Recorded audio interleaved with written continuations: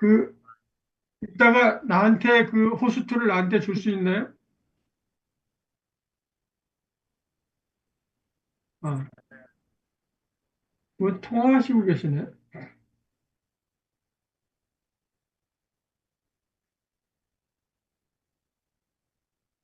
아, 그러시구나. 예,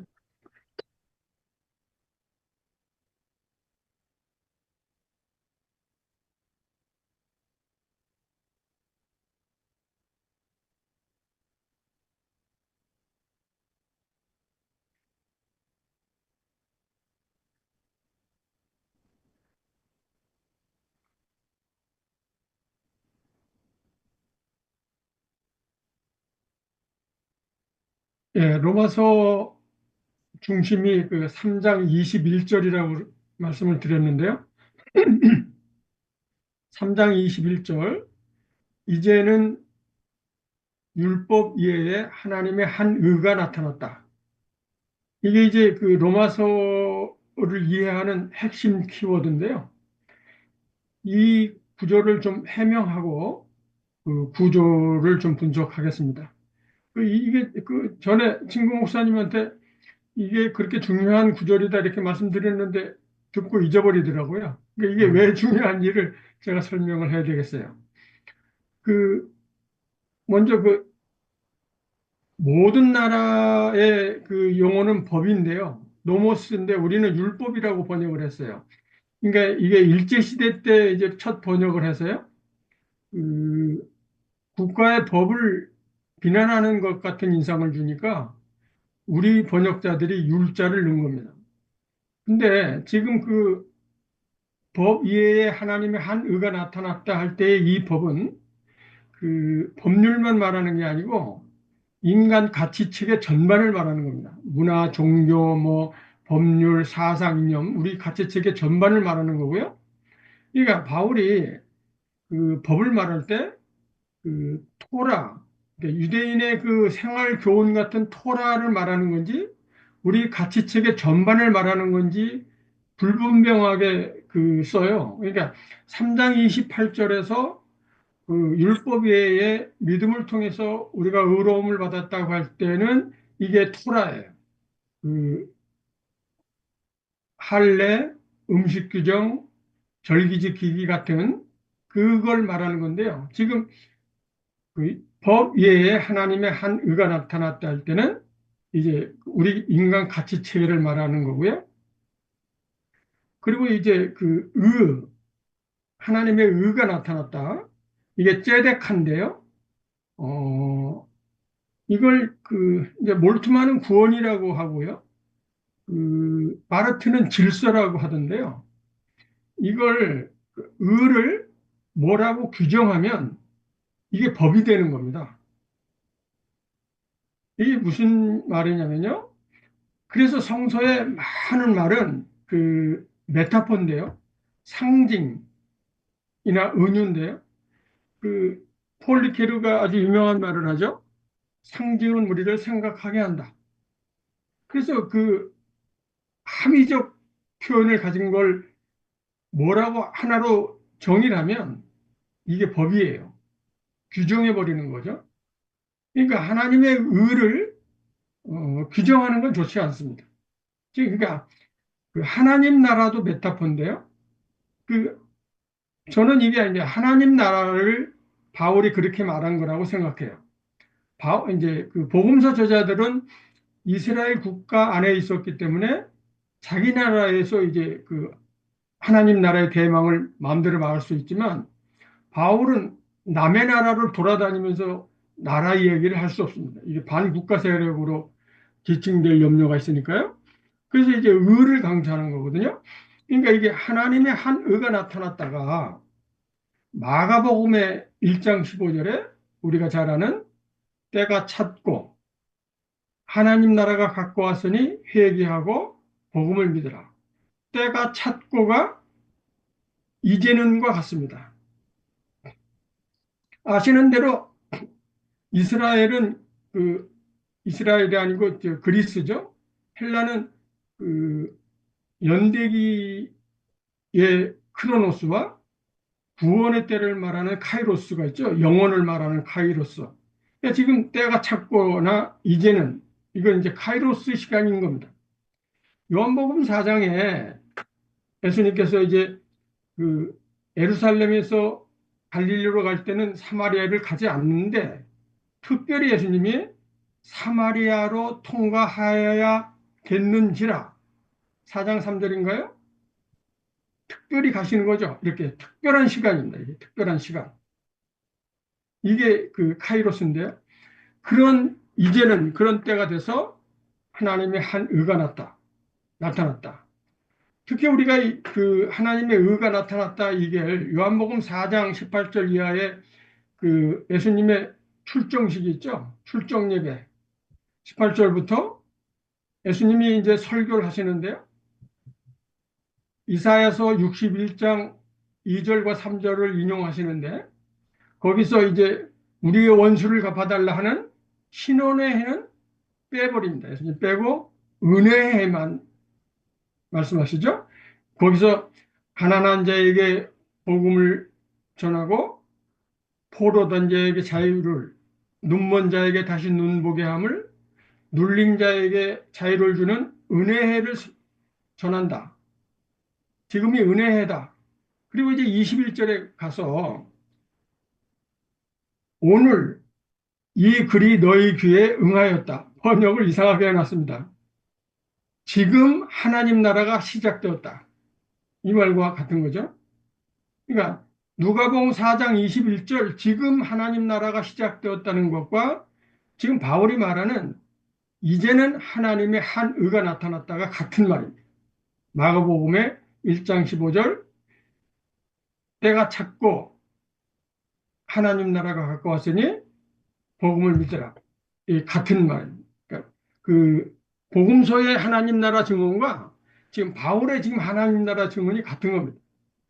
그러니까 누가복음 그 로마서 3장 21절 앞에는 하나님 의가 나타날 수밖에 없는 인간 현실이 증언됩니다. 인간의 비참이죠. 인간의 비참이 증언되고요. 그, 그 뒤로는 하나님의 의가 나타났기 때문에 어떠한 세상이 되었다. 이런 것을 알리는 겁니다. 여기가 중심축이에요. 그래서 우리는 바울이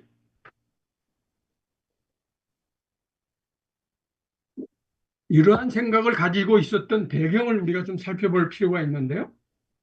바울의 의도, 바울의 사유를 우리가 알려면 바울 사유의 형성 과정을 살펴볼 필요가 있습니다. 그 20세기 초까지 기독교가 하나님 나라가 현재한다는 사실을 몰랐습니다. 그러니까 좀 황당한 얘기지만 복음서가 그 예수님이 이 땅에서 우리가 어떻게 살면서 하나님 나라 삶을 살까를 설명한 거라고 하는 사실을 몰랐어요. 이걸 최초로 말한 사람이 20세기 초에 요하네스 바이스와 알버트 슈바이처가 이제 하나님 나라의 현재성을 밝혀냈죠. 알버트 슈바이처는 뭐라고 하냐면 예수님과 바울은 당시 유대인들이 가지고 있었던 묵시 사상을 공유하고 있었다. 그러니까 서기전 200년 전부터 이제 이스라엘 사람들이 외세에 압제했기 때문에 자기네 나라가 세계를 지배하는 그런 그 부강한 나라가 될 거라는 하나님이 우리를 세워서 우리가 세계를 통치한다는 이런 묵시 사상이 발현되게 됩니다. 서기관들이 이런 묵시 사상을 주도하는데요. 그러니까 이제 다니엘서 외경으로 있는 뭐 제4에서라서 솔로몬 시편 이런 글들이 묵시 사상입니다. 그러니까 이런 사상을 주도하고 그 글을 편찬하고 하는 서기관들이 우리 성서에는 율법학자로 번역이 되어 있고요. 가톨릭 성경에는 서기관으로 되어 있습니다. 이 사람들이 예루살렘에서 대표단을 뽑아서 예수님의 설교를 들으러 갈릴리에 와서 갈릴리에서 예수님하고 토론도 하고 그러죠. 그러니까 이런 그 이스라엘 사람들이 전체가 공유하고 있던 그런 사상을 예수님과 바울은 공유하고 있었다. 다만 이제 그 서기관들과 그 백성들, 심지어 제자들까지 어떤 정치 군사적 그런 하나님 나라를 대망했다면 예수님은 전혀 그런 생각이 전혀 없는 거죠. 우리 삶의 변혁을 통해서 자유와 평화, 생명을 얻는 새로운 삶을 통한 하나님 나라를 예수님은 설교하게 됩니다. 그러니까 이런 사상을 바탕으로 이제 그 로마서를 집필하게 되는데 자료 화면을 띄우기 전에 이제 전체 구조를 조금 말씀을 드리면요. 말씀드린 대로 그 3장 앞에는 그 하나님 나라가 오게 되는 그 사회 세상의 현실, 그 인간의 비참, 그 죄악상 이런 것들이 보도되고요. 3장은 이제 어떻게 예수 그리스도를 통해서 하나님 의가 오게 되나 예수님이 이제 화목제물로 오시게 되는 걸 말하고요. 4장에서 이제 믿음을 이야기하는데 그 바울이 4장에서 믿음을 정의하려고 하는 의도가 아니에요. 저도 이게 이제 로마서로 썼지만 처음에는 깨닫지 못했는데요. 정병선 목사님 그 설교를 듣고 제가 이걸 깨달았는데요. 바울이 여기서 그 믿음을 말하는 건 믿음의 정의나 믿음이 뭐라고 말하려면 이제 바울이 그 아브라함의 15장 6절만 말하잖아요. 만약에 믿음 전체를 이야기하는 거라면 17장의 할례라든가 22장의 이삭을 그 하나님 앞에 드리는 사건이라든가 이런 걸 전부 말해야 믿음에 대해 이야기하는 건데 바울은 전혀 그런 의사가 없어요. 바울은 그 태가 다쳤던 사라에게서 이삭이 태어났다. 그러니까 바울의 지금 믿음을 말하려고 하는 의도는 하나님의 의가 지금 실현돼 가고 있기 때문에 믿음은 새로운 삶을 일으키는 힘이다 하는 걸 말하기 위해서 믿음을 말하는 겁니다. 근데 그것을 그 바울이 여기서 21절에 가서 4장 21절에 가서 그 십자가와 부활을 말하는데요. 그 새로운 새 생명이 일어나는 걸 예수의 십자가와 부활이 증명하고 있다. 그렇게 이야기하는 겁니다. 근데 여기서 지금 많은 학자들은요. 특히 이제 그 김세윤의 복음이란 무엇인가를 보면 예수님은 하나님 나라를 증언했고 사도들은 특히 바울은 십자가와 부활을 증언했다. 그래서 하나님 나라 복음, 예수님의 복음이 따로 있고 사도들의 복음이 따로 있다. 이렇게 그 구분을 해놨는데 그거는 전적으로 오해예요. 바울에게서 하나님 나라를 읽지 못해서 그렇게 하는 겁니다. 지금 3장에서도 그 십자가를 말하는 거나 4장에서 십자가와 부활을 말하는 건 이게 믿을 수 없는 돌발적인 십자가와 부활을 믿으라 이런 걸 말하는 게 아니라 지금 하나님 나라를 증언하기 위해서 십자가와 부활이 인용되고 있는 겁니다. 그러니까 바울이 하나님 나라를 몰랐다고 하는 학자들이 상당히 많은데요. 판넨베르그는 그렇게 이야기하지 않습니다. 바울이 하나님 나라를 증언했다고 이야기를 합니다. 그리고 이제 5장에도 문제가 많은데요. 5장에서 아구스티누스는 원죄론을 그 교리를 만들었는데요. 바울은 전혀 그런 원죄나 죄가 뭐라는 거 그걸 말하려고 하는 관심이 전혀 없습니다. 5장은 아담의 시대가 가고 예수의 시대가 왔다는 이야기를 하는 겁니다. 새로운 시대가 지금 펼쳐졌다. 그 6장에 가서 이게 죄에서 자유고요. 7장은 법으로부터 자유입니다. 6장과 7장을 이해하는 거가 상당히 어려운데요. 이걸 제가 이제 언제 해설할 시간이 있기를 기대합니다. 그리고 이제 8장에 가면 8장이 그 아주 아름다운 구절이죠. 8장이 그리스도와 함께하는 그 삶의 찬가입니다. 목사님들 그 성서에 특별히 좋아하는 구절들이 있을 텐데요. 그 저는 8장 6절에 육신의 생각은 사망이요 영의 생각은 생명과 평화다. 저는 이 구절이 어마어마하게 좋습니다. 너무 좋습니다. 이 구절을 읽으면 그냥 눈물이 날라요. 이게 믿는 사람의 어떤 그 자긍심 같은 겁니다. 그 이제 9장 11장은 우리가 잘 아는 대로 그 유대인과 이방인과의 관계가 어떻게 될 것인가. 그러니까 그것을 우리에게 유추하면요. 신앙인이 세계인과 어떻게 관계할 것인가 하는 것이 9장 11절이죠. 11장 9장 있고요. 이제 12장 13장은 그리스도인과 세상과의 관계를 구체적으로 바울이 이제 거론하고 있습니다.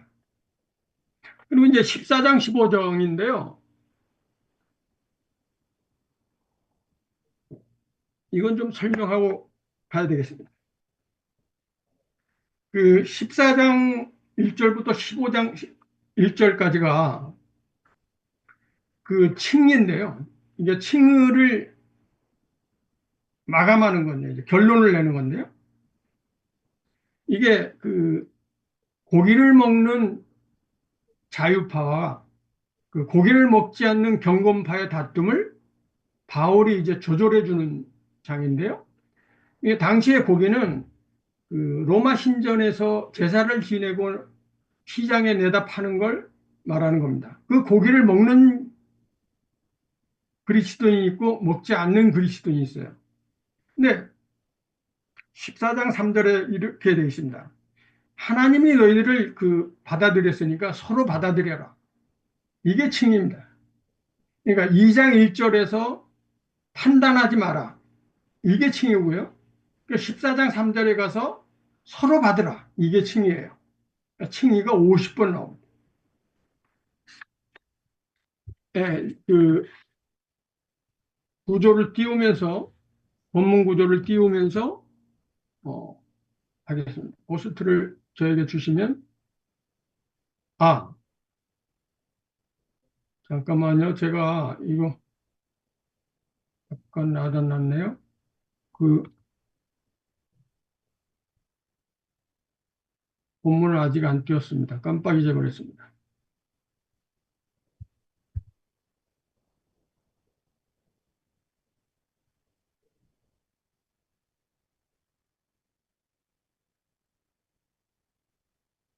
네, 본문을 띄웠습니다. 호스트를 주시면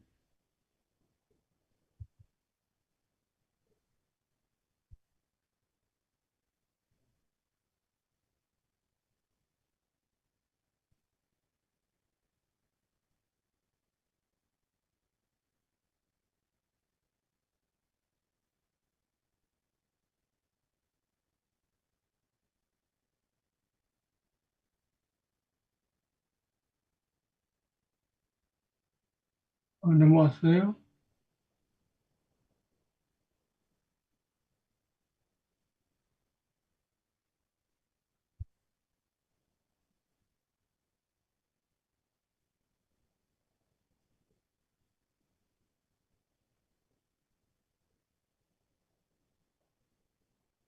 예, 그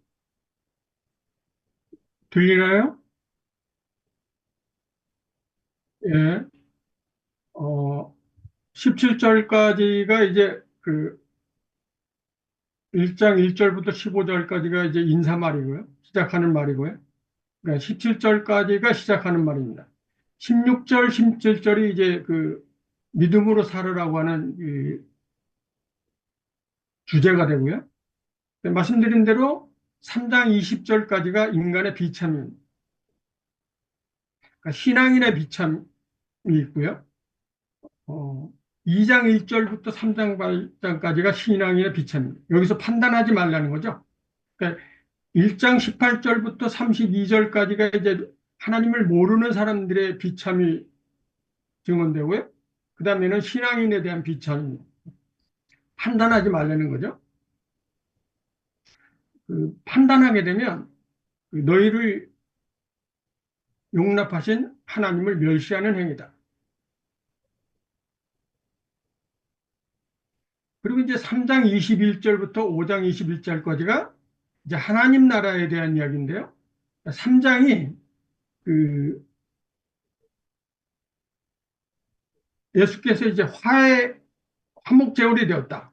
그래서 칭의가 이루어지는 어떻게 해서 우리 그 하나님과 우리가 화해하고 서로 화해할 건가를 3장이 말하고요. 4장이 그 믿음에 대한 이야기입니다. 그 5장에 가서 5장 11절까지는 칭의가 평화예요. 그러니까 하나님이 우리를 용납했으니 하나님과 평화하라. 바울은 이 칭의를 평화의 기제로 삼습니다. 그리고 이제 5장 12절부터 21절까지가 그 아구스티누스가 이제 원죄론을 만든 그 유명한 장인데요. 바울은 전혀 그런 의미가 아니고 예수의 시대가 가고 하나님 나라가 열렸다. 이제 6장에 가서요. 6장이 이제 죄로부터 자유고요. 7장은 법으로부터 자유. 그리고 이제 7장 7절부터 25절까지가 그 인간의 한계를 절규하는데요.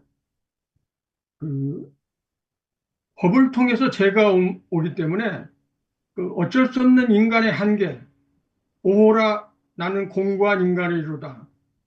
이렇게 절규하죠. 그래서 어떤 학자는 이제 죄로부터 자유, 법으로부터 자유, 구원을 받았는데 어떻게 바울이 저렇게 죄 속에 있다고 절규하냐? 저건 바울이 쓴 게 아니다. 바울의 제자가 썼다. 이렇게 하는 책도 내가 읽어봤는데요. 그렇지 않습니다. 왜냐하면 그러니까 죄로부터 자유함을 얻었다, 법으로부터 자유함을 얻었다 이런 것은 성서에 나오는 모든 진술은 완료형이 아닙니다. 날마다 일어나는 매 순간마다 예수님께서 매 순간마다 화목제물이 되시고 매 순간마다 십자가를 지시고 매 순간마다 부활하는 걸 우리가 경험하는 거죠. 한 번 일어난 사건을 우리가 기억하는 게 아닌 거예요. 모든 신앙 진술은 그 완료형이 아니에요. 그렇기 때문에 이건 그 바울이 그 인간의 한계를 절규하는 겁니다. 그리고 8장이 말씀드린 대로 성령과 함께하는 그 신앙, 그리스도와 함께하는 신앙 삶에 대한 찬가죠. 9장과 11장은 그리스도인과 세계인과 어떻게 관계할 것인가 하는 겁니다.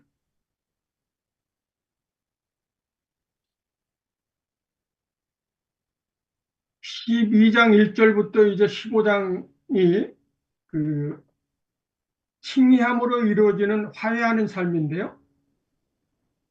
그 아까 말씀드린 대로 14장 3절, 그러니까 그 고기를 먹는 그리스도인과 고기를 안 먹는 그리스도인 간의 화해를 종용하는 구절인데요.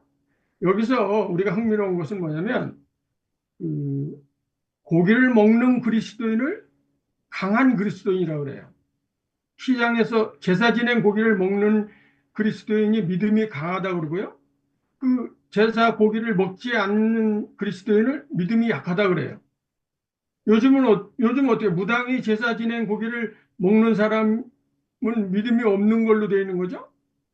믿음이 오히려 약한 걸로 되어 있어요. 제사 지낸 고기를 안 먹어야 믿음이 좋다고 하잖아요. 얼마나 우리가 믿음이 왜곡되어 있나 하는 것을 알 수 있습니다. 제가 10분까지 하죠.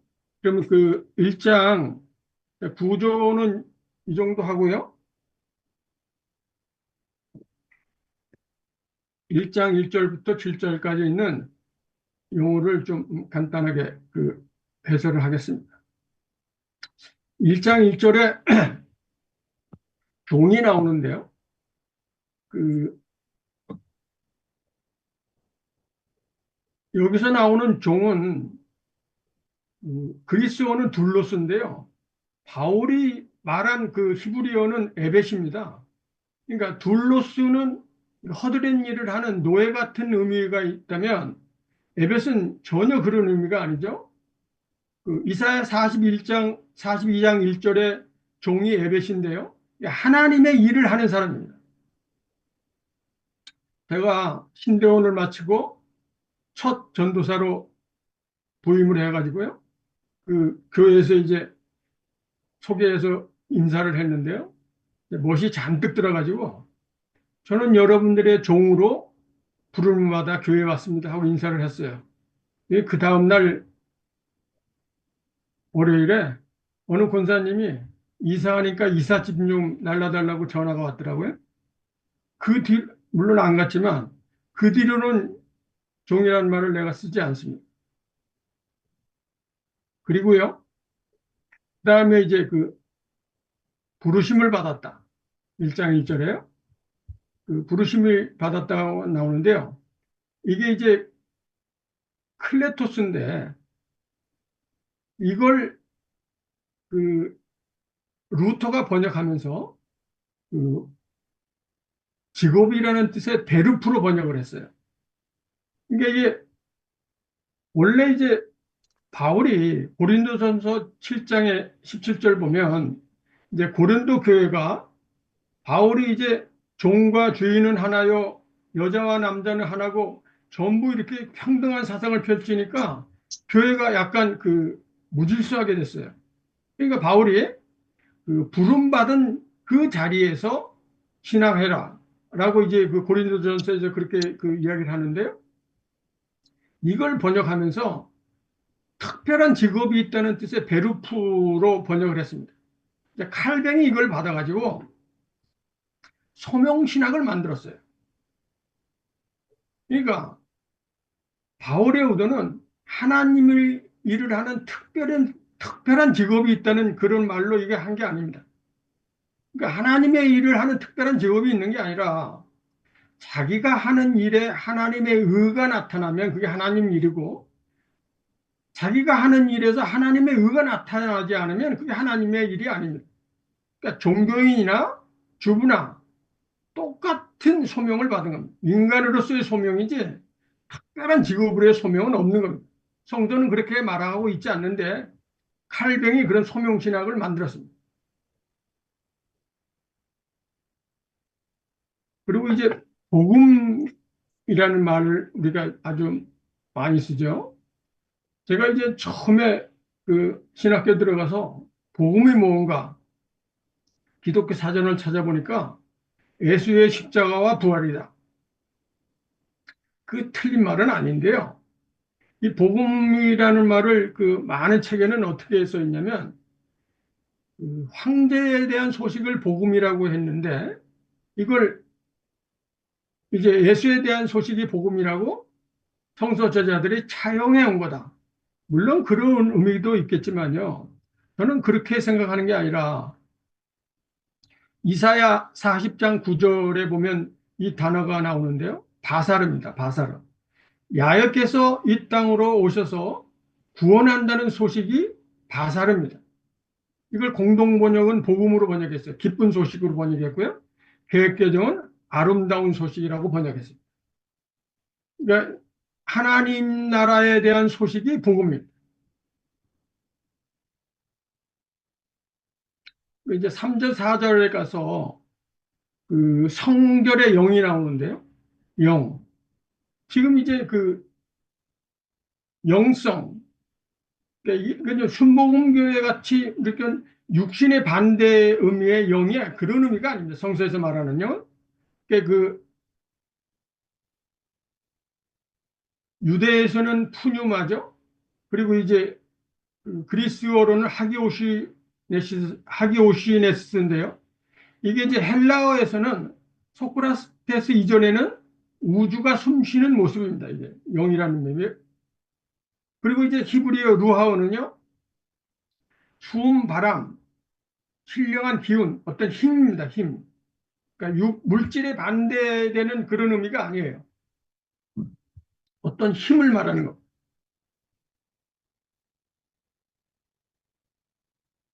그리고 은혜와 평화인데요.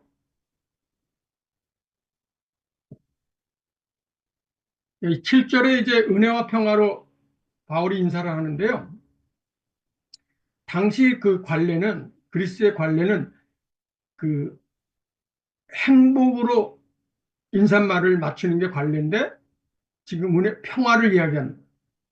그러니까 바울이 이제 인사말로 평화를 말하는 게 아니에요. 그러니까 당시 관례를 깨고 인사말에 평화를 쓴 거거든요. 평화는 우리가 잘 아는 대로 그 성령의 9가지 열매 중에 나오는 거죠. 그러니까 그리스도인의 삶을 알리는 시위입니다. 이게 바르트의 표현인데 그 모습을 알리는 거다. 이 평화가 그 로마서의 하나의 주제이기도 합니다. 그 세데카를 심판, 자비, 정의, 구원 이렇게도 쓰지만요. 그 이사야 54장 14절에서는 평화의 의미로 씁니다. 그러니까 몰트만은 그 평화라 구원을 평화로 이해하자고 그래요.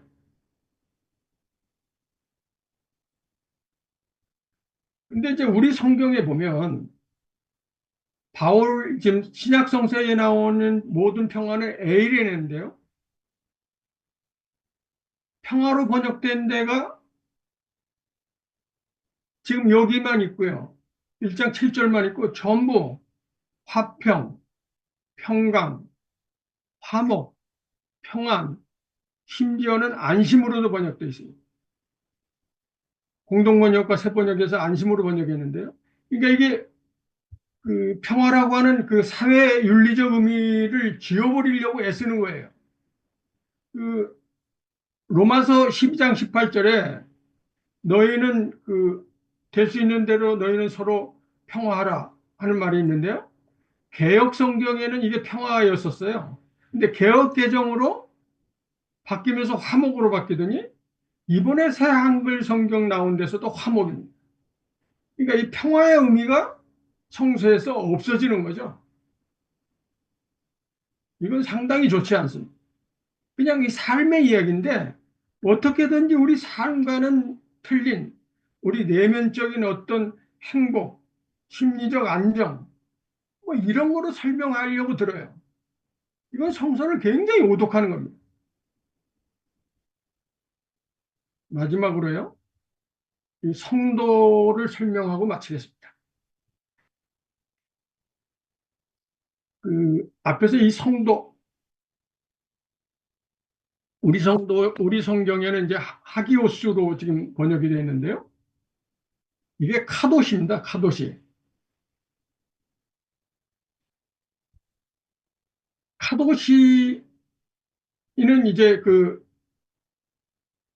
이사야나 호세아는 이걸 이제 하나님으로 불러요. 카도시를. 영광으로도 하고 하나님으로 부르는 거죠. 제가 성경 구절을 여기 적어드렸는데요. 그러니까 거룩이라고 하는, 원래 카도시가 우리말로 이제 하면 이제 구별하다, 뭐 거룩 이런 의미인데요. 이건 하나님에게만 해당되는 의미입니다. 이걸 하기오스로 번역을 해서 경건으로 쓰는데요. 이건 성서에 대한 굉장히 오해입니다. 그러니까 이스라엘이 그 실패하게 된 그 가장 뚜렷한 원인은 하나님이 자신들을 부르신 거에 대한 오해예요. 이스라엘은 그 선조들의 어록 1장 1절을 보면요. 율법의 울타리를 쳐라, 울타리를 쳐라 이렇게 돼 있어요. 그러니까 세계로부터 이스라엘을 보호하는 거죠. 세계로부터 하나님의 말씀을 보호하는 거예요. 지키는 거예요. 하나님은 율법을 그런 의미로 주지 않았어요. 그 출애굽기 19장 5절 6절 보면요. 하나님이 이제 에집트에서 이스라엘을 구출해 내시고 이제 율법을 주시면서 시내산에서 율법을 주면서 너희들을 세계의 제사장 국가로 삼는다. 당시에 최강 히타이트족과 그 에집트가 있는데 그 노예 백성인 이스라엘에게 제사장 국가를 삼는 거죠. 그러니까 어쩐 일인지 가장 약하고 가장 보잘것없는 백성을 택하셔서 세계로 보내는 겁니다. 세계의 구원을 위해서 부르신 건데 세계로부터 구출해낸 걸로 이스라엘이 그렇게 받아서 실패한 겁니다.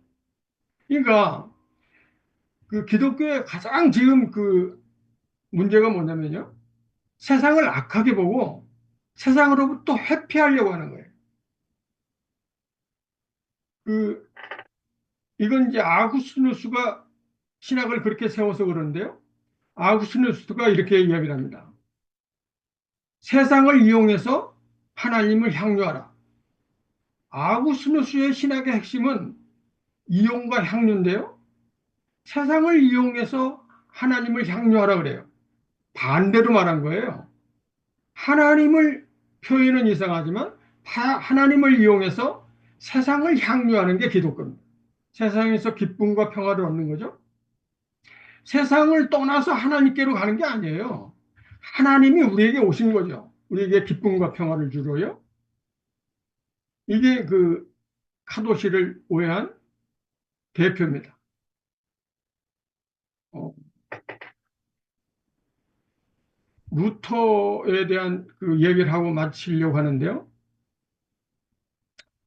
그 루터 전집이 있고요. 그 두란노에서 나오는 루터 그 선집이 있습니다. 라틴 신학, 그리스 신학.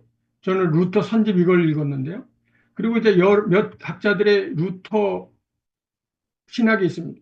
꼭 한 권을 읽어야 된다면 알트하우스의 그 루터의 신학을 읽는 게 좋습니다. 이분도 이제 의사고 신학자인데요. 이분은 그 알트하우스는 루터는 성화를 말하지 않았다 그래요. 근데 지난 시간에 말한 대로 루터는 그 그리스도의 의가 인간에게 전가되었다. 어떻게 보면 이제 우리가 의로운 사람이 되었다 그러기 때문에 이게 성화를 말한 것 같거든요. 근데 루터가 그 그리스도의 의가 전가됐다고 한 거는 그 이유가 있습니다. 그 면죄부를 통해서 의로운 사람이 돼서 이제 그 구원을 받으려고 하는 그걸 깨기 위해서 그 면죄부나 공로가 아니고 하나님의 은혜로 이제 의로운 사람이 됐다는 걸 이제 3장 로마서 3장 28절을 읽고 깨달아서 그렇게 말한 거예요.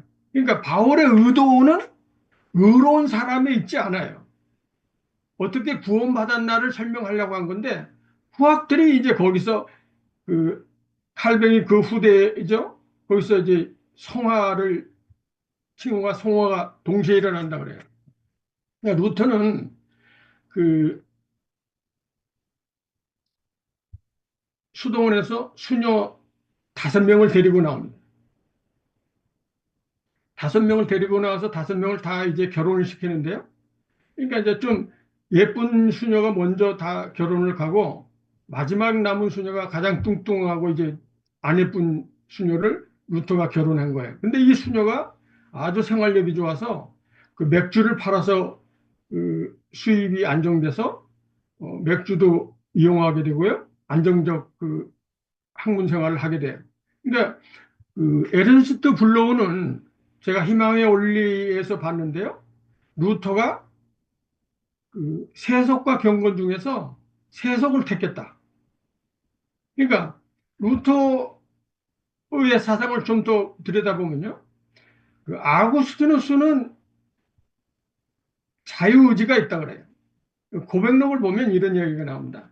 아구스티누스가 그 어려서 그 먹으려고 하는 의도도 없이 괜히 그 아무 이유 없이 배를 따서 땅에다 버린 그 사건을 굉장히 괴로워해요. 먹으려고 했다면 그런 대로 괜찮은데 자기가 악해서 배를 땄다. 이게 너무나 큰 죄를 졌다. 그리고 괴로워하는데 그럼에도 자기가 이제 그 죄를 회개하고 하나님께로 가는 하나님이 자기에게 자유의지를 줬다. 회개할 수 있는 자유의지를 줬다 해서 자유의지를 아우구스티누스는 인정하는데 루터는 그 에라스무스와의 논쟁에서 전혀 자유의지를 인정하지 않아요. 전적으로 수동입니다. 그러니까 루터는 사랑도 잘 이야기하지 않아요. 사랑의 그 어떤 능동성 때문에 사랑을 이야기하지 않는데 카톨릭 그 교리에 사랑으로 형성된 믿음이라는 게 있어요. 사랑이 믿음을 만든다는 거예요. 그 토마스 아퀴나스의 그 유명한 신학인데요. 사랑으로 믿음을 이룬다. 그 루터는 이걸 반대하는 겁니다. 믿음이 있어야 사랑이 한다. 이 반대로 말하는 거죠. 그러니까 이렇게 보면 루터는 철저하게 자기의를 거부한 겁니다. 인간을. 이건 바울과 같죠. 바울이 하나님의 은혜로 구원받았다고 하는 것을 강조하는 건 에베소서 2장 9절을 보면요. 자랑하지 않기 위해서 자기가 은혜를 강조한다 그래요. 그러니까 바울은 인간 해방을 위해 선 분들이에요. 예수 바울, 그 다음에 중세를 마감하고 그 관념론은 이름으로만 있다고 한 유명로라는 오캄, 그리고 유일신의 그 폭력성을 극복한 그 스피노자, 이런 사람들입니다. 종교의 억압으로부터 인간을 해방시킨 그 선상에 있는 인물이 루터입니다. 제가 그한 4, 5년 동안 루터를 계속 공격했는데요. 그 루터와 이걸 준비하면서 화해한 겁니다. 루터를 제가 오해했어요. 그러니까 그 칭의만 보다가 제가 루터를 오해했는데요. 루터는 그 인간의를 강조한 사람이 아닙니다. 여기까지 하겠습니다. 감사합니다.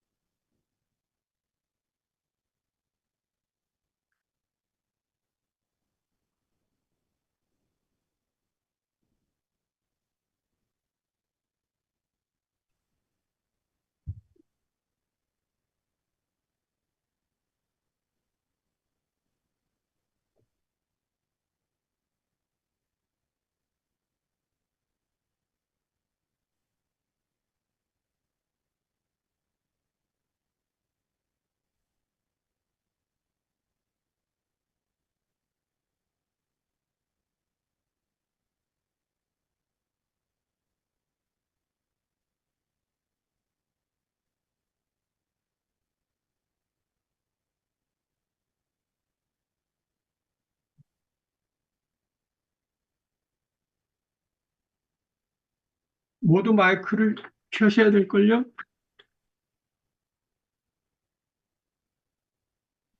아, 뭐, 그, 목사님 강의가 참, 많이, 배움이 많이 되는데요.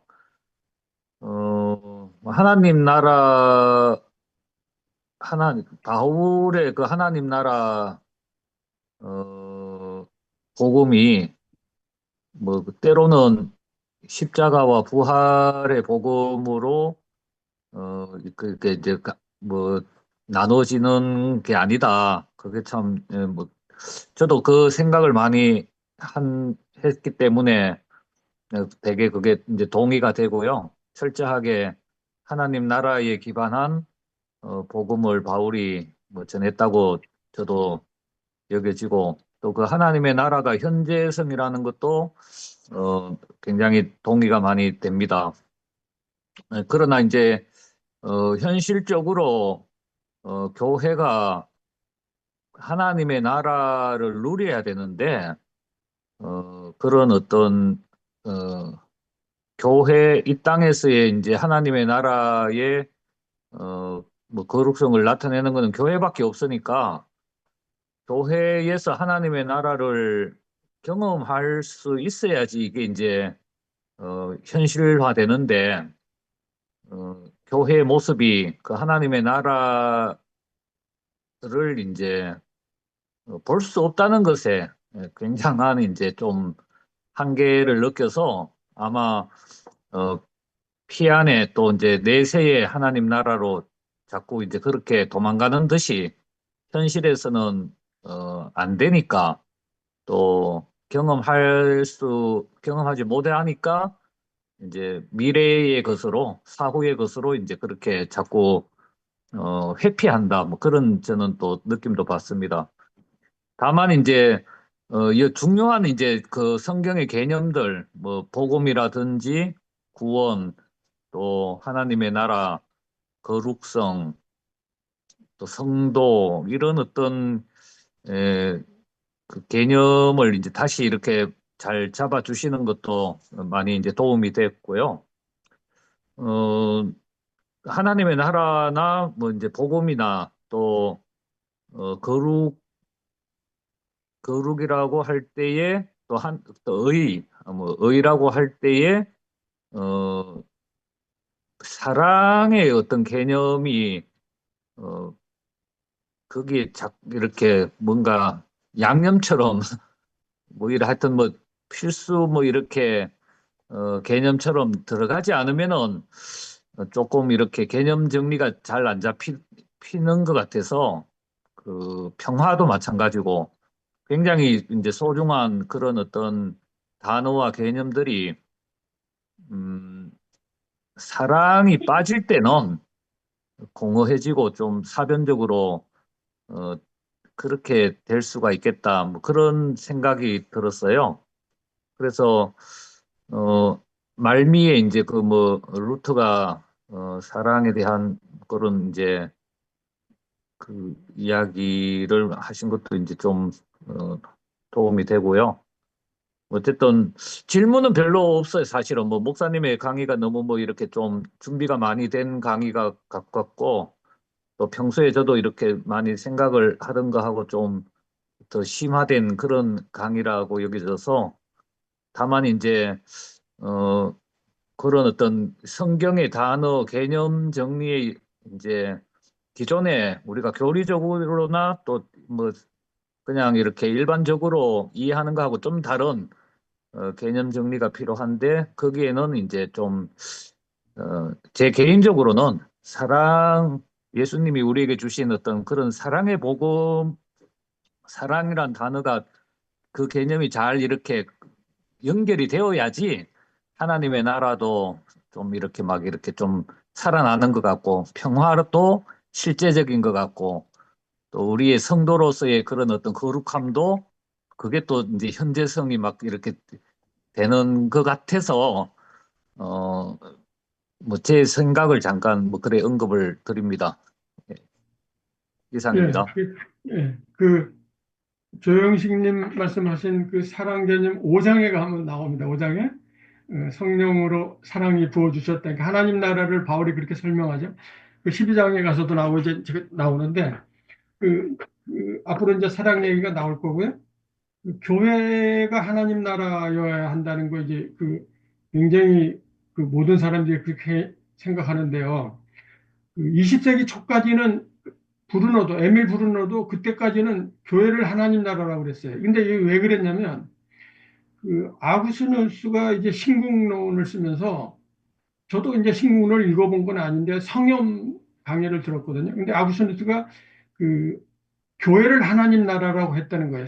아구스가 제가 이제 강의할 때도 했지만 세상이 악하다고 인식을 했기 때문에 교회는 악하지 않은 하나님 나라라고 설명해서 이제 이게 1900년 동안은 계속 교회가 하나님 나라였는데 지금은 교회를 하나님 나라라고 그러면 지나가는 소가 웃게 생겼죠.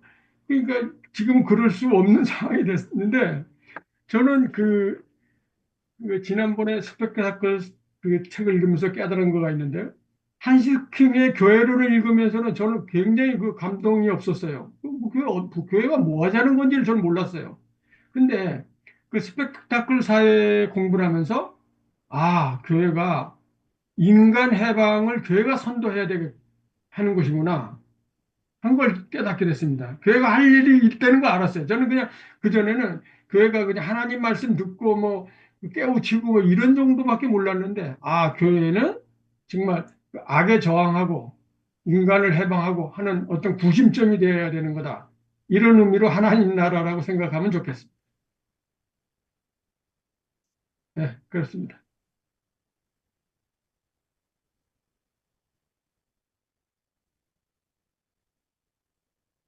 네.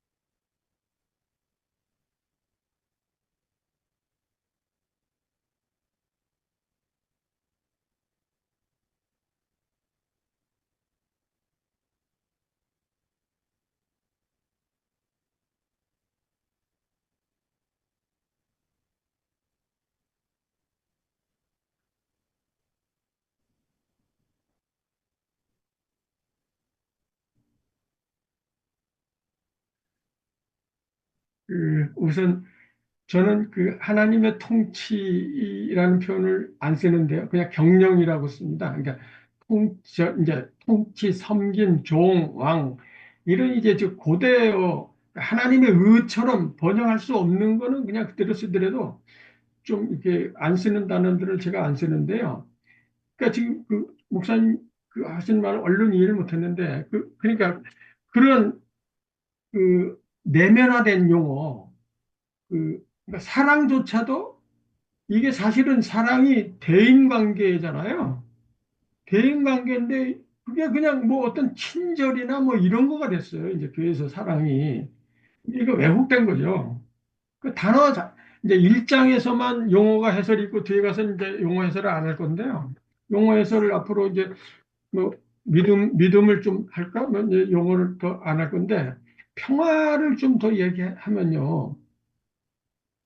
그 바울이 그 3장 21절에 하나님의 의가 나타났다 그 전에 인간의 비참을 말할 때 그 2장 17절에서 3장 17절이죠. 17절에서 그러니까 그 3장 앞에 이제 1절부터 그 죄악상 인간의 죄악상을 쭉 설명하는데 맨 마지막에 가장 중요한 거가 평화를 모른다는 거예요. 평화를 모르는 게 제일 큰 죄입니다. 바울이 말하는 마지막에 그걸 언급하면서요. 그리고 5장 1절에 가서 하나님이 우리를 용납했으니 우리가 하나님하고 평화하자 그래. 이게 이제 하나님과만 평화가 아니고 우리 기독교는 반드시 하나님만만 하면 이게 미신이기 때문에 대인과도 타자와를 연계해야 되기 때문에 이게 칭의가 평화의 기제예요. 평화의 도구인 겁니다. 바울에게서는. 그래서 이게 이제 그 대개 이제 보수 신학자들은 바울을 은혜 신학자라고 하고요. 제임스 더는 화해 신학자라고 하고요. 폴 리케르는 윤리신학자라고 그래요. 근데 저는 평화신학자라고 불렀으면 좋겠어요. 이 평화가 그 바르트도 그 얘기를 하는데요. 그러니까 그 그리스도인의 모습이어야 한다는 거예요. 그게 바울의 주장입니다.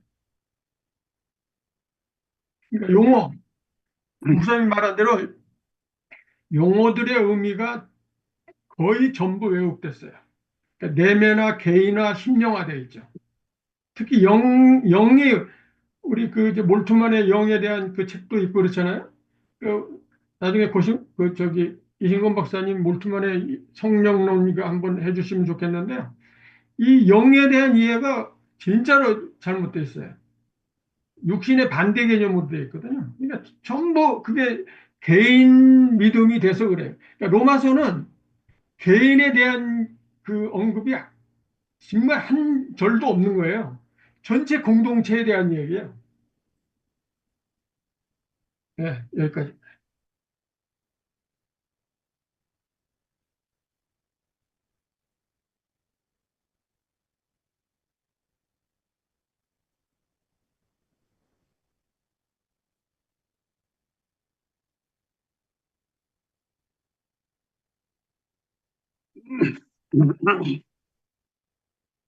제가 하나 말씀드리겠습니다. 잘 들으세요? 그 루터를 마지막 부분에 아주 멋있게 장식을 하셨는데 공감을 하면서 이제 그 농민 전쟁에서 루터가 이제 그 토마스 민트와 갈라지면서 그 귀족 지배 계층의 편을 들었잖아요. 네, 그렇습니다. 이제 그 부분이 늘 종교개혁 기념주의를 하면 저도 뭐 벌써 몇십 년, 40년, 50년을 기념을 했는데 루터만 맨날 얘기하다가 이제 5년 전부터 토마스 민처도 우리는 기억해야 된다. 그런 얘기도 더러 하는데 그 부분이 좀 아쉬워요, 루터. 네, 아쉽습니다. 그, 음, 그때 농민군이 10만 명이 죽었다고 그러는데요. 토마스 민처도 전투 중에 죽었고요. 룬터가 경문을 썼다 그래요. 그 농민군에 대한 경문을 썼어요. 그러니까 루터도 루터가 그 아구스티누스 그러니까 이런 겁니다. 그 당시에 이제 그 프란치스코파가 그 교권을 잡고 있었고 도미니크파가 이제 사법권, 행정권을 갖고 있었고요. 아우구스누스는 파는 그 수사회는 전혀 그 외곽에서 수도원에서 힘없는 그러니까 주변부예요. 루터는 주변부. 전혀 이름 없는 신부죠. 근데 이제 주변부에서 그런 역사가 일어났는데요. 그 농민군 사건은 그러니까 이제 그 저거하고요. 그 칭의하고 농민군 사건 때문에 제가 한 4, 5년 동안 루터를 엄청나게 공격했어요. 칼병은 제가 칼병하고는 화해하고 싶은 생각이 없는데 루터는 그럼에도 불구하고 그 자기 의가 없어요. 놀라울 만치 자기 의가 없습니다. 그건 틀림없어요. 바르트 로마서에서도 그 자기의에 대한 경고를 엄청나게 하거든요. 그래서 폭탄이거든요. 그 교회가 악을 저지른다. 이게 자기의 때문에 그런 거거든요. 그러니까 에라스무스와 루터와의 그 자유주의 논쟁이 있는데요. 저 그 책을 몇 년 전에 읽었는데 읽으면서 루터를 이해하지 못했어요. 에라스무스가 훨씬 조목조목 성서도 인용 잘하고 자유의지가 있음을 굉장히 주장하는데 루터는 아주 거의 어거지성으로 자유의지가 없다 그래. 왜 저러지? 그런 걸 제가 그때는 이해를 못했는데 이게 자기 의를 버리기 위해서 그런 거예요. 그러니까 그 종교가 압박하는 거를 어떻게든지 깨고 싶은 거예요. 인간을 억압하는 걸 깨고 싶은 거예요. 그 바울을 제대로 본 거예요. 루터가. 칼뱅은 전혀 잘못 본 거고요. 루터는 제대로 본 겁니다. 제가 그동안에 오해를 한 거예요. 이번 그 강의 준비하면서 제가 깨달은 거예요. 제가 바꿔서 턴했습니다. 루터를 존경하게 됐어요.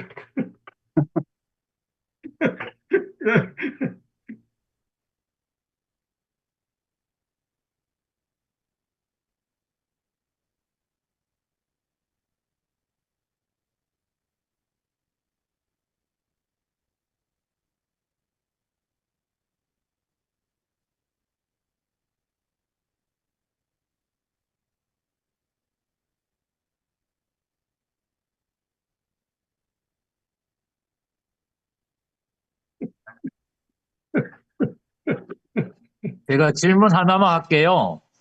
예, 어, 그, 이제 혈통에 대한 거를 바울이 그렇게 어, 강조하지도 않고, 이제 어떤 영통, 이제 성령으로 인해서 하나님의 그런 은혜를 입는 건데, 1장에 이제 그 예수님을 소개할 때에 그 다윗의 자손, 이라는 거를 특이하게 로마서에 넣었단 말이에요. 굳이 그게 다윗의 아들이라는 것과 불필요하게 여겨지는데 또 다윗이 뭐 그렇게 또 어, 유대인들에게는 뭐 추앙을 받겠지만은 전체적인 어떤 맥락으로 봤을 때 뭐 다윗에 대한 평가가 어 별론데 왜 다윗의 아들 예수로 그렇게 했을까 바울이 좀 그거는 의문이 생기더라고요. 혹시 뭐 목사님 생각이 아니, 어떠신지? 저도 이제 정 목사님하고 그 같은 생각을 하고 있었는데요. 그래서 제가 거기 자료에 바울 진정서신 중에 전혀 나오지 않고 여기만 나와요. 바울도 이거 쓰는 거를 달가워하지 않았다는 의미죠. 그러니까 이제 그래서 제가 그걸 써 넣었어요. 근데 그러니까 거기만 있는 건데, 그러니까 지금 바울 이제 구장에 가면 유대인에 대한 아주 절절한 사랑을 바울이 표현하거든요. 근데 이제 로마서가 우리가 잘 아는 대로 갈라디아서를 쓰고 1년 있다가 쓴 거예요. 근데 갈라디아서에는 막 유대인들을 엄청나게 욕을 퍼부어댔거든요. 율법에 대해서 퍼부어대고 율법이 뭐 전혀 필요 없는 걸로 막 했다가, 그러니까 로마서는 갈라디아서에 대한 어떤 해명 형식이에요. 그래서 유대인들에게 지금 로마서의 핵심은 그겁니다. 유대인들에게 이방인을 차별하지 말라. 이게 핵심이거든요. 그러니까 너희들만 하나님 나라 백성 된 게 아니고 지금 새로운 하나님 나라 백성의 사건이 열렸으니까 너희들이 마음을 열어라. 이게 칭호예요.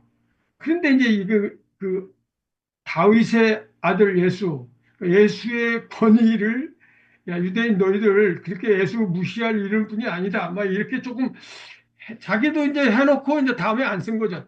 전혀 다른 데 없어요. 여기만 있는 겁니다. 그러니까 예. 이게, 예, 바울도 좀 목사님 같은 생각이 같았던 것 같아요. 예수님도 다윗에 대해서 뭐 이렇게 연결을 안 짓거든요. 뭐 그 복음서에도 없죠. 예. 복음서에도 예. 음, 아마 유대인들의 마음을 조금 뭐 이렇게 좀 달래주기 위해서 뭐 그런 그랬는가 측면이죠. 싶기도 하고 예. 예, 그런 측면이죠. 예. 왕이라고 하니까 이제 지금 바울의 최고 핵심은 예수가 왕이거든요. 왕이라는 소리는 엄청 많이 하거든요. 주왕. 그러니까 이제 그 그러니까 로마의 반체제적인 언어를 굉장히 많이 쓰죠.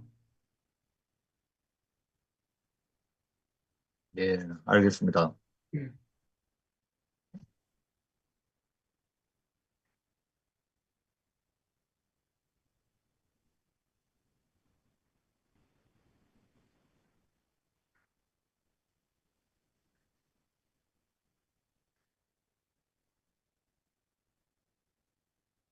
조금 목사님 이렇게 1장 1절부터 7절까지 뭐 이래 하셨는데 좀 많이 양을 목사님 강의 시간을 좀 많이 잡아도 안 되겠나 싶은 생각이 드네요.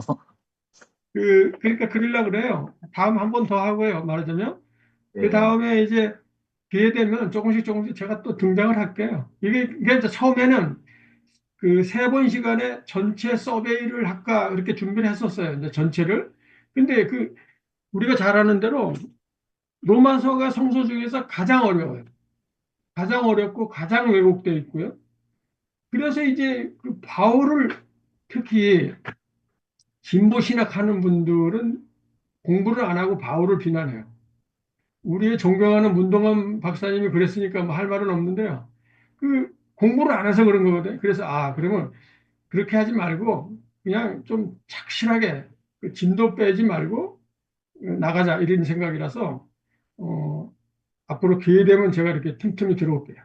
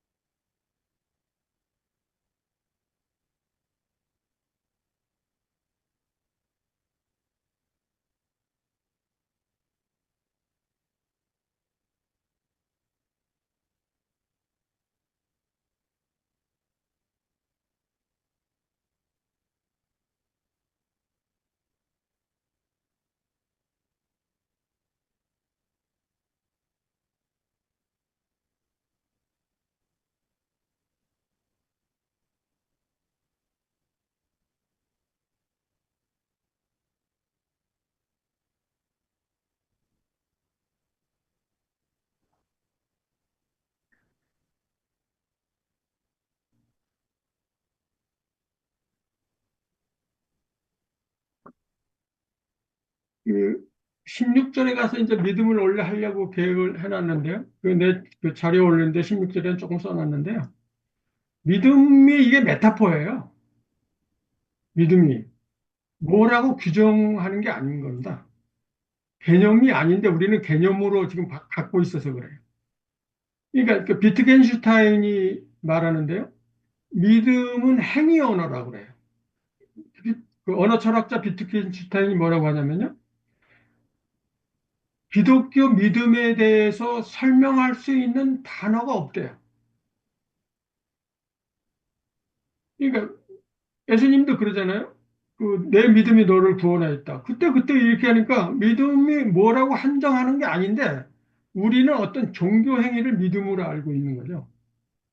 종교 행위 이게 법이에요. 이제 말하자면 바울이 말하는 법인데 그걸 믿음이라고 우기는 거예요. 그래서 그 믿음은 이제 그 16절에 가면 다시 할 텐데요. 바울이 그 하박국 2장 4절에 그 에무나를 이제 하박국이 그래요. 새로운 시대가 오면 그 믿음으로 살게 된다라고 이제 바울이 인용해 왔는데 그게 에무나인데 그 에무나가 하박국 거기만 믿음으로 번역이 돼 있어요. 구약성서 전체에 믿음이라고 에무나가 안 돼 있어요. 신실하게, 충실하게 뭐 이렇게 돼 있어요. 전부 번역이. 이게 그 바울의 그러니까 종교개혁 그 사상을 수용해서 번역자들이 믿음이라고 번역한 것 같아요. 그 하박국 걸요. 그러니까 바울이 말하는 믿음은 어떤 종교 행위도 아니고요. 어떤 그 규정할 수 없는 거예요. 그래서 이제 4장 1절에 가서 이제 그 믿음으로 뭘 이루었다 1절에 믿음으로 너희가 뭘 얻었다 하지 말라 이러는 거거든요. 그러니까 뭘 이렇게 얻으려고 하는 게 그런 게 아니라는 게 1절부터 탁 나오면서 그 새로운 삶을 일으키는 걸 이제 바울이 말하는 건데 우리는 그거를 통해서 구원받는 거라고 이렇게 해버리는 바람에 그러니까 이게 그 의롭다 하는 것이 구원은 맞지만 그걸 구원이 아니라고 말할 수는 없어요. 근데 구원은 맞지만 바울은 구원이라는 그 소조 이 제데카 말고 그러니까 디카에 오시네 말고 소조를 따로 써요. 이 구원 의미로 쓴 게 아니에요. 구원의 의미로 쓴 거 아닌데 루터가 구원의 의미로 받아버린 거예요. 그러니까 루터의 명함이 있는 거죠. 그래서 자꾸 말씀드리지만 저는 이 칭의 때문에 루터를 그동안에 정말 한 5년 동안 열심히 공격했거든요. 근데 그 공격할 뿐은 아니라는 걸 이제 이번에 깨달았는데 믿음에 대한 오해는 후학들이 잘못한 걸 거예요. 그러니까 이런 겁니다. 신학이란 그 우리 그 박사님도 계시지만 신학이라는 건 자기 시대를 살아가기 위한 고백이거든요. 교리나 시대는 신학은 자기 시대를 살아가기 위해 만들어 놓은 거예요. 그걸 500년이나 지나가지고 지금도 그거라고 우기고 있으니까 굉장히 웃기는 거죠. 지금은 지금 시대에 맞는 신학을 만들어야 되는데 그런 걸 이제 올트만 뭐 판넨베르그 뭐 이런 분들이 만들었는데 우리가 수용을 안 하고 있는 거죠. 한국 교회가 수용을 안 하는 거예요. 그걸 뭐 자유주의자라고 하면서 수용을 안 해요. 너무 안타깝죠. 믿음에 대해서는 그 자료를 보면서 16절에 가서 또 4장에 가서 그러니까 이거예요.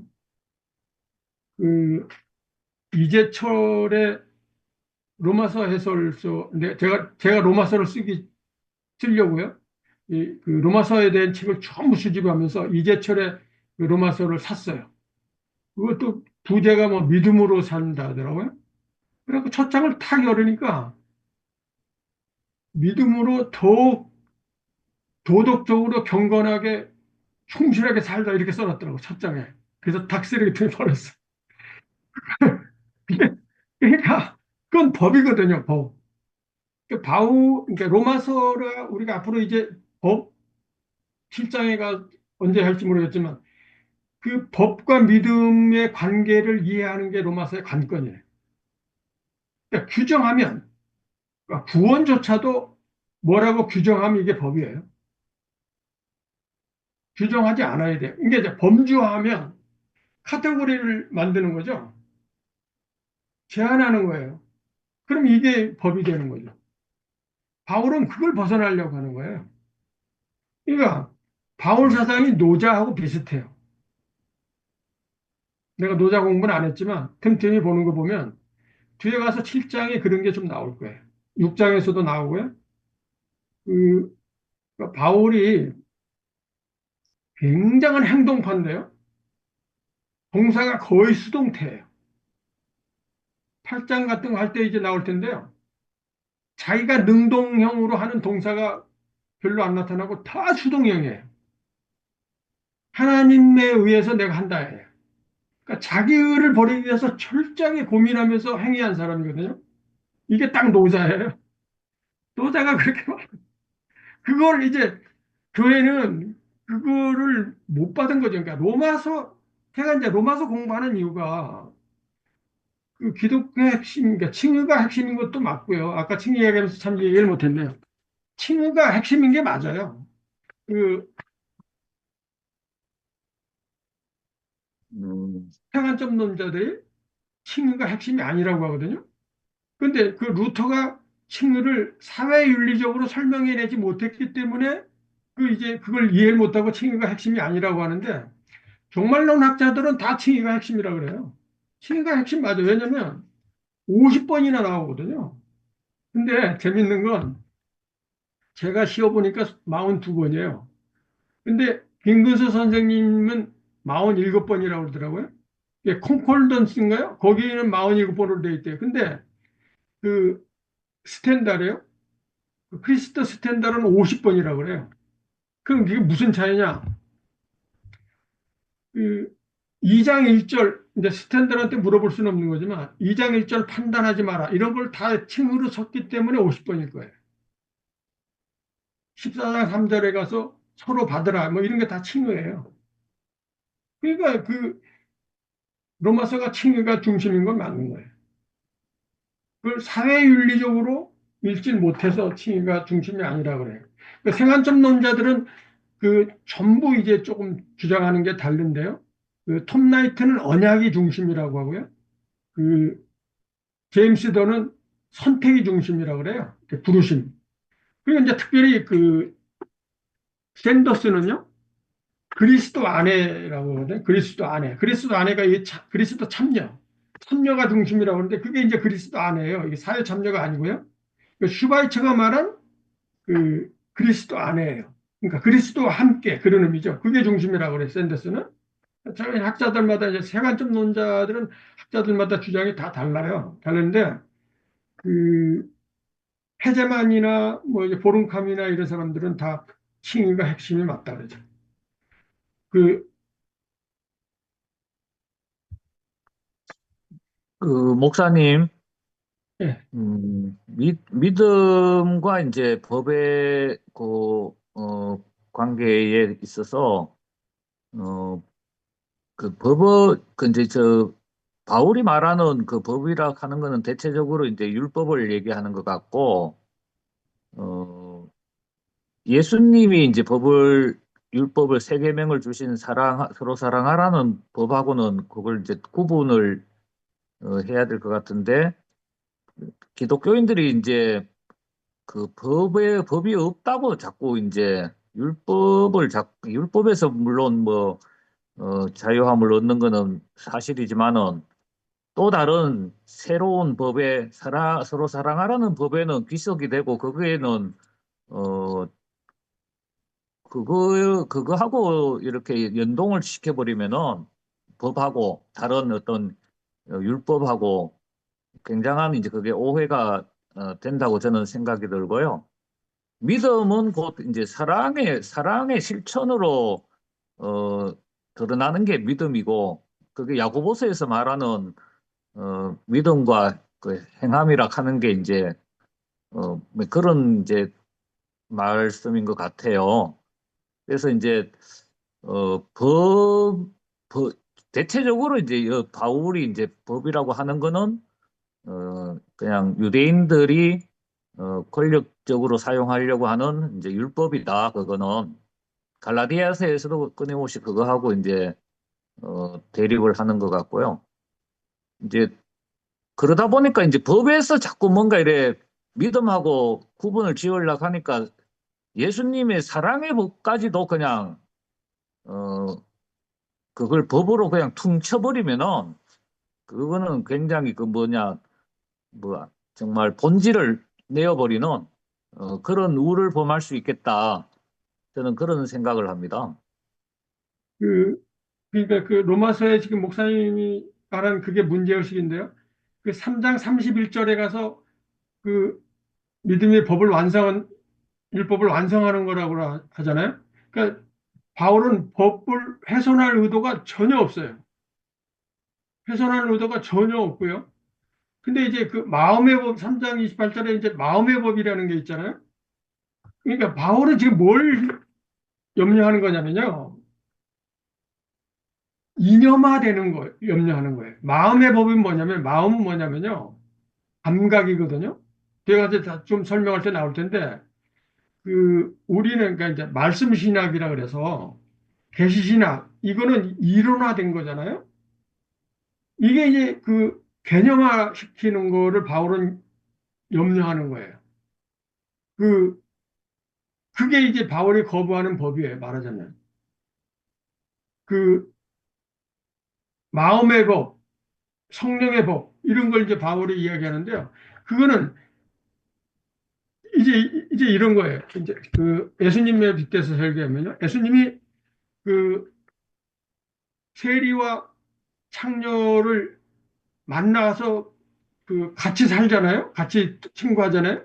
근데 바리새인들은 그거를 멀리서 이렇게 도와주는 거죠. 자비로. 바리새인들이 나쁜 사람이 아니고 바리새인들은 그 사람을 도와주는 거예요. 우월적 주의에서 도와주는 거죠. 근데 예수님은 만나는 거예요. 감각으로. 그러니까 그 이런 어떤 그 개념화된 그러니까 대상화하지 않는 거죠. 개념화한다는 건 그러니까 법화한다는 건 범주화한다는 건 상대를 대상화하는 거예요. 칸트 같은 거예요. 칸트나 그 이제 내가 주체로 그 상대를 해석하려고 드는 거죠. 바울은 지금 그 얘기를 하는 게 아니라 마음의 법이라는 건 사랑이라는 건 같이 만나라는 거죠. 같이 서로 주체, 상호 주체, 같이 만나는 거. 이런 법이죠. 법이 달라요. 그러니까 바울이 말하는 법과 그 깨려고 하는 법이 다른 거죠. 조금 설명이 됐는지 모르겠습니다.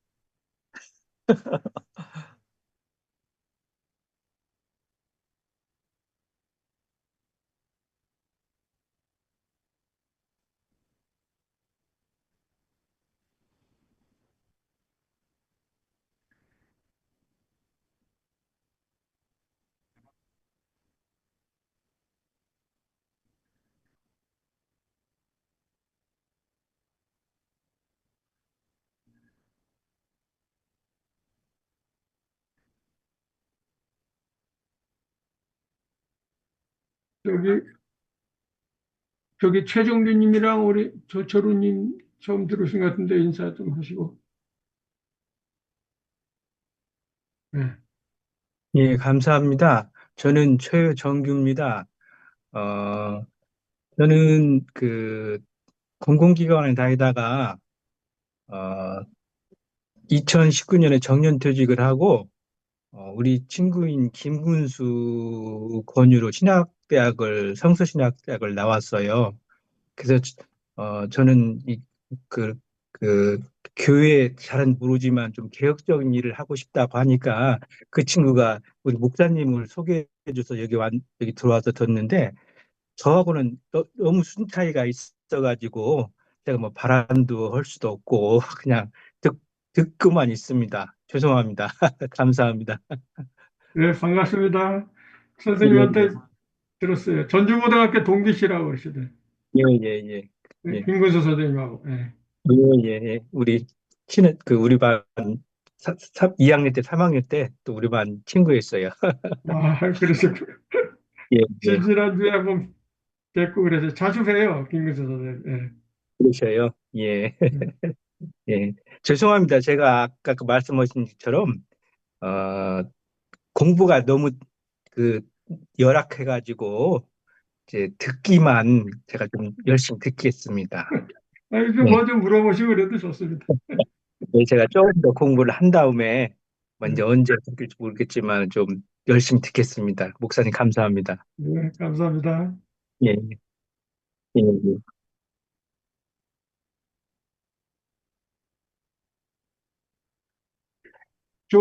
조초루님 마이크 켜셨는데? 네, 네, 안녕하세요. 네, 안녕하세요. 김종일 목사님하고 저번에 같이 들었었고요. 아, 예. 이승은 교수님 강의 같이 들었었고, 제가 로마서 지금 좋아하고 계속 그 집착하고 있는데, 이정만 목사님 하신다고 해서 기대했는데, 지난주에 못 왔던 게 일이 있고, 이번 주도 제가 8시까지는 좀 시간이 안 돼요. 그래서 8시부터 할 수 있어서 늦게 들어와서 좀 질문하고 싶어도 이 흐름이 아니라서 또 질문도 못 하고 있는데 잘 듣고 있고요. 로마서에 대해서 저도 참 재미난 서신이다. 참, 어, 참 희한하다. 참 좋다. 뭐 이런 생각들을 가지고 보는데 믿음을 그 범주화하려고 하는 것들이 어쩌면 그 법이 된다. 이런 생각을 말씀하셨는데 좀 저도 그런 생각을 좀 하게 되는 것 같습니다. 뭔가 규정해서 그것을 쫓아가려고 하는 순간 율법이 되는 거잖아요. 아, 예, 예, 딱 그런 게 그겁니다. 예, 우리를 부자유하게 하고 사망에 예. 이르게 하고 그걸 깨주는 게 예수님의 은혜고 하나님의 은혜고 그게 믿음이다. 이런 식으로 저는 나름 이해했습니다. 어, 근데 좀 질문하고 싶었던 게 그, 어, 루터가 자유의지를 말하지 않았다고 하셨잖아요. 예, 예. 예. 그런데 그 루터가 인간 해방을 부르짖는 그 신학자 반열에 놓이는 그런 예, 사람이다 했는데 예, 그게 좀 이해가 안 가서요. 왜냐하면 그냥 예. 일반적으로 인간 해방할 때는 좀 사회학 개념이 좀 일반 사회적 개념이 강하겠지만 그 자유 의지를 좀 강조하는 쪽이 인간 해방을 좀 부르짖는 쪽이잖아요. 제 이해는 좀 그런데 루터는 그런 걸 강조하지 않는 쪽이었는데 어, 인간 해방을 좀 말하는 쪽이다, 주장하는 쪽이고 그걸 가져다 주는 쪽이었다 하시니까 그게 약간 이해가 안 그, 돼서 예, 그, 목사님 저에게 나중에 저 전화번호 하나 주시면요. 네네 제가 그 종교성을 벗어라 하는 거를 페북에 하나 썼는데요. 네네 그걸 보내드릴게요. 왜, 그러니까 이제 그 예수와 바울, 그 오캄, 스피노자, 네. 루터 이런 사람들은 그 마르크스나 체게베라와는 다른 인간 해방을 한 거죠. 그러니까 예, 정보의 억압으로부터. 음, 그러니까 이건 그 이 해방 운동에 서 있는 사람들은 인간성 안에 있는 인간의를 악으로 본 거예요, 전부 다. 자기의. 그래서 이제 바르트가 그 얘기를 하는데요. 바르트의 로마서가 그 교회에 던진 폭탄이라고 하는데요. 그 왜 폭탄이냐면요. 그 바르트는 그래. 그 선지자도 교회도 악을 발생한다. 음, 선한 일을 음, 하는 사람들이 악을 발생한다. 그게 이제 인간의 때문에 그러는 거예요. 그래서 바울은, 아니, 그 바르트는 그, 그 믿음이라는 거가 시위라고 그래, 시위. 데몬스트레이션이요. 나를 보여주는 거. 내가 뭘 하는 게 아니라. 그러니까 그 지금 체게바라나 이런 인간 해방 운동을 하는 사람들은 내가 뭐를 해서 인간 해방을 이끄는 거죠. 근데 이런 사람들의 인간 해방은 위치만 바꿔주는 거잖아요. 억압 구조를 하는 사람을 다른 사람으로 올라가는 거지. 인류 역사상 혁명이 실패한 거는 혁명한 사람들이 또 억압을 하거든요. 예, 근데 이제 그 지금 예수가 사회 정치적 운동이 아닌 인간 해방 운동으로 우리가 이해하려면 그 루터가 생각한 그 인간의를 포기하면서 하나님 일을 하는 거예요. 이게 이제 쉽지 않은 거죠, 말하자면. 지금 말씀하신 대로 어떻게 하면서 일을 하면서 이게 이제 노자의 무의라는 거가 무의, 행위가 없다는 거잖아요. 일을 안 하, 그러니까 노자가 말하는 무의는 그 행위 없음이 아니에요. 그게 딱 그 지금 그 인간의가 없는 무의죠. 그런 일을, 그러니까 일하지 않는 것 같은 일을 하려는 건데 그게 이제 인간 해방이라는 거예요. 그러니까 그 선상에 루터가 있다. 예. 그 우리 카톡방에 지금 계시나요? 예, 예, 예. 아, 예. 그럼 전화번호 저한테 있겠네요? 네네네. 예, 그럼 내가 한번 글을 보내드리겠습니다. 네네. 감사합니다.